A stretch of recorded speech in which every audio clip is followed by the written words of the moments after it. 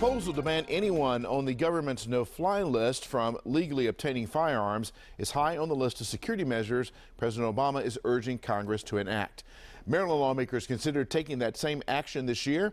WJZ's live political reporter Pat Warren explains why it failed. Pat. Well, Vic, as you know, Maryland has passed some of the toughest gun laws in the country, but in this case, the problem was with the list itself.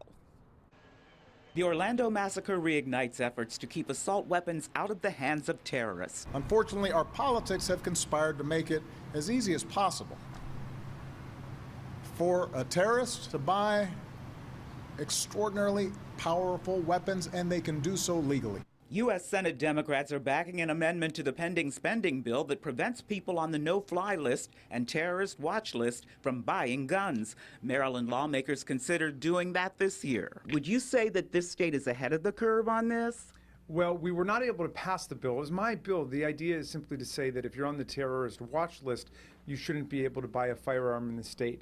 So it's the most intuitive, logical conclusion. I think everybody comes to it. But because the federal government doesn't release the list, the state has no way of knowing who is on it, which means there's no way to check. Beyond that, opponents told WJZ there are issues with the list itself. I don't want them to have guns. It's the people who get caught up in the system accidentally. We don't know how you get your name on the list.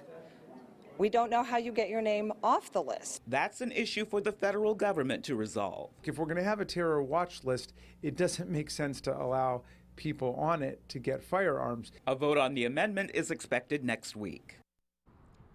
And while Congress deals with it this summer, coming up next year, House Speaker Michael Bush says it will be a top priority for the state. I'm Pat Warren reporting live. Now back to you, Vic.